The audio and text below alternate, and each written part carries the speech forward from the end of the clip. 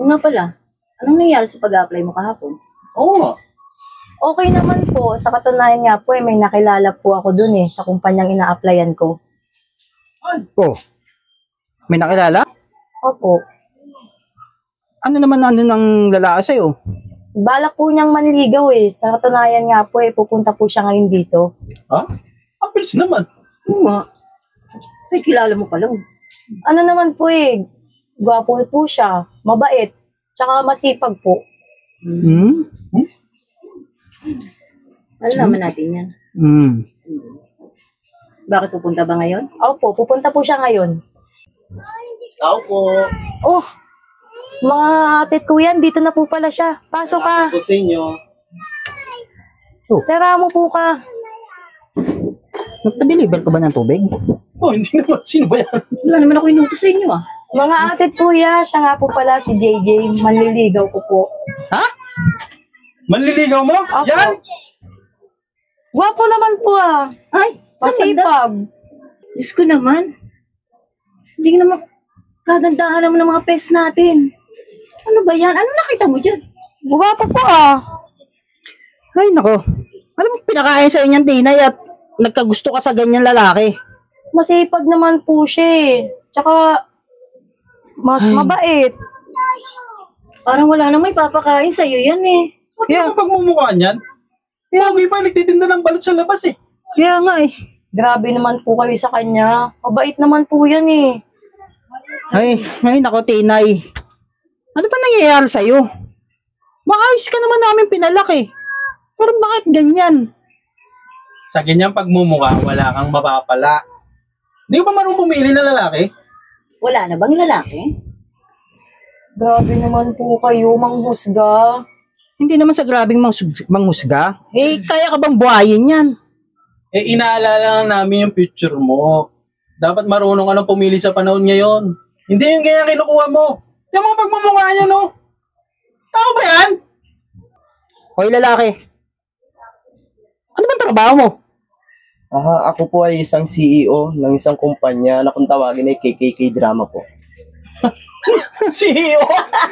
Pagmumukha na to, CEO yan. Hoy, huwag ka nga mag-joke. Huwag kami ah. May pinaglolo ko.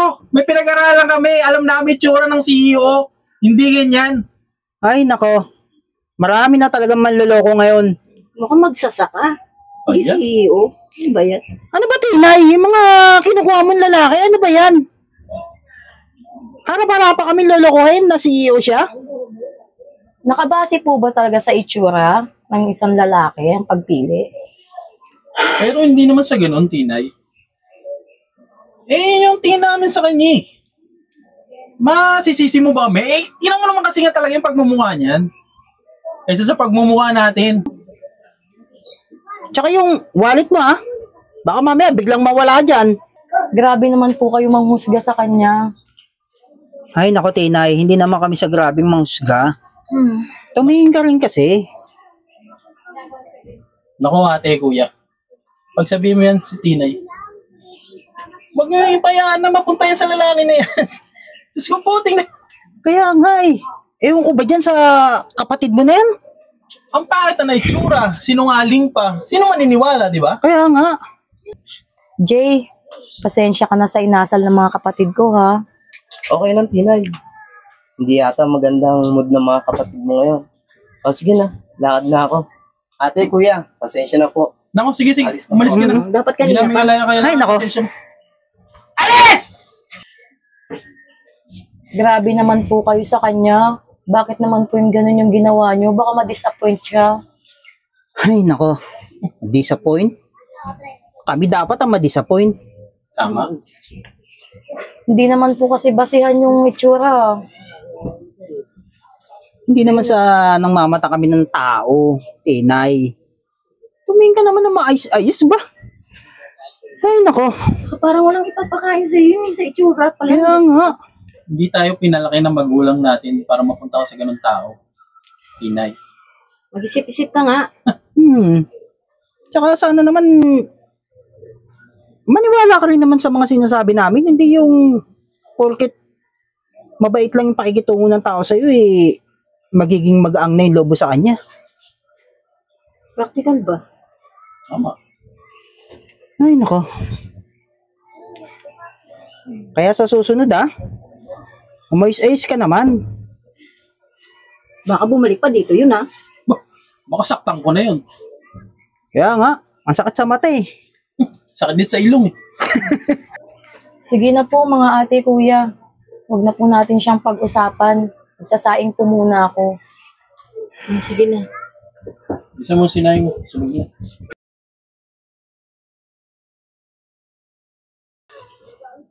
Good evening po, sir. Nandito na po pala yung mga business proposal po natin. Pirmahan nyo na lang po yung mga gusto nyo po and then ako na po bahalang mag-asikaso. Ah, Tsaka sir, bukas po pala naka-schedule na po yung meeting natin. So, kailangan nandun po kayo. By the way, sir, kamusta na po pala yung nililigawan nyo? Hazel medyo hindi maganda eh. Kasi parang hindi maganda ang mga mood ng mga kapatid niya sa akin. Mahirap silang husgahan pero ganun talaga eh. Let's see kung ano pang mangyayari. Sir, mag-a-apply din po pala dito yung kapatid niya. So, papasukin ko po ba? Yes, sige. Okay po. Excuse me po.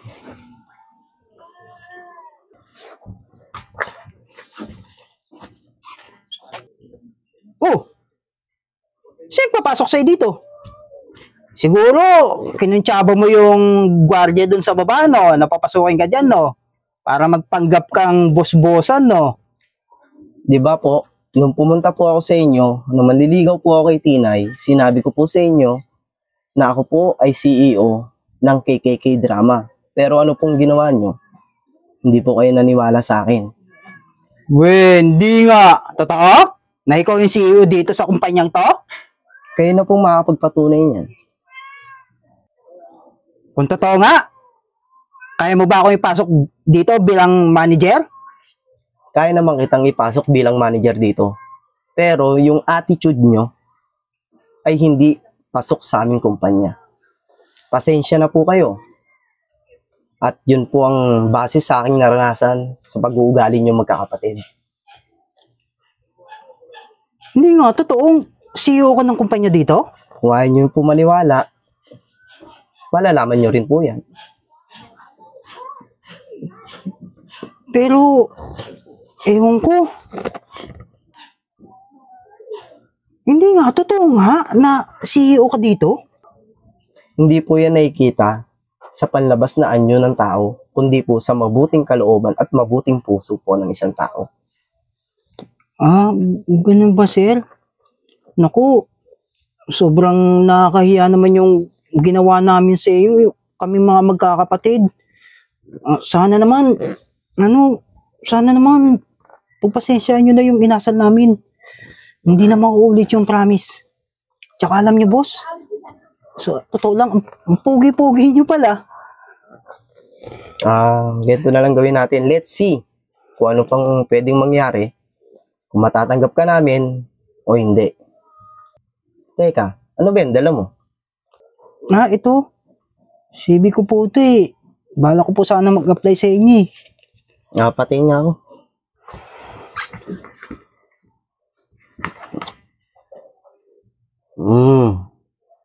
Okay. Sige, ganito mangyayari. Pag-iisipan ko muna kung tatanggapin kita dito sa kumpanya ko. Pag-aralan mo muna kung paano maging good manners sa isang tao. Okay po, sir. Talagang pasensya na po talaga kayo Huwag kayong mag-alala. Kakausapin ko yung mga kapatid ko. Tsaka sasabihin ko rin sa kanila na humingi sila ng sorry sa inyo. Talagang nakakaya talaga yung ginawa namin, sir. Pasensya na po talaga. Okay, sige. Magkita na lang ulit tayo sa susunod na araw para malaman mo kung anong mangyayari sa pag-a-apply mo rito. Sige po, sir. Maraming salamat po, sir. Sana po matanggap ako, sir. Sige po, sir.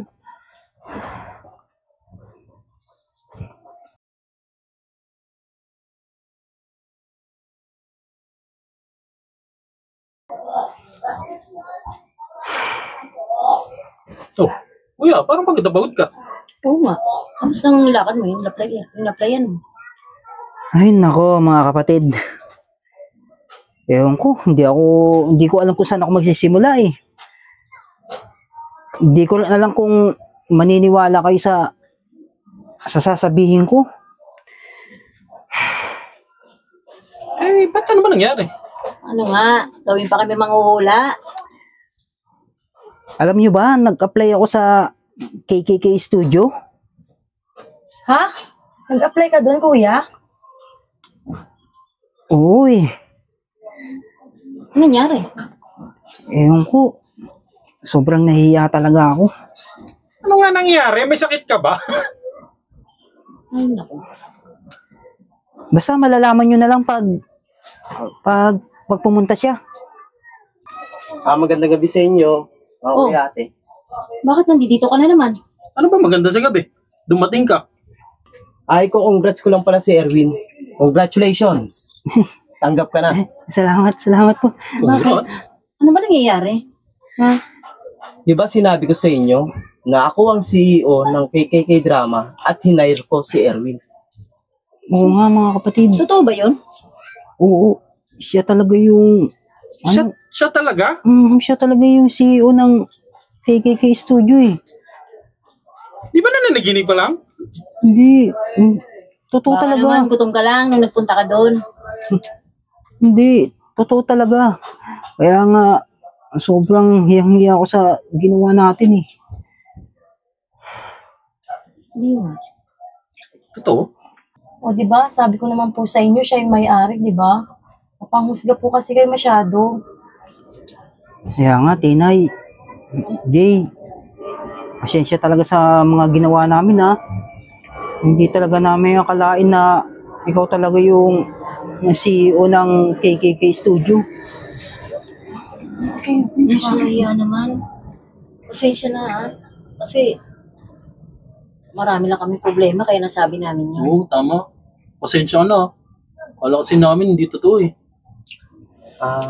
Ate, kuya, isa lang po may papayo ko sa inyo. Sana, wag po agad kayong tumingin sa panlabas na anyo ng isang tao. Tingnan niyo po yung kalooban niya. Kasi ako po, umangat ako, nagkaroon po ako ng sariling kumpanya na hindi ko po inaangatan pa ako sa lupa. Maging magpakumbaba po tayo kahit ano po ng kalidad ng tao. Lagi po tayong nakaapak sa lupa. Wag na wag po tayong magmamalaki, magmamata ng tao para makapanlait o anuman. Sana po may makuha kayong leksyon sa araw na to. At dahil mahal ko po si Christina, kaya po nanliligaw po ako sa inyo. Kaya nga, Jay, Tinay, pasensya na talaga ha. Sa totoo lang talaga,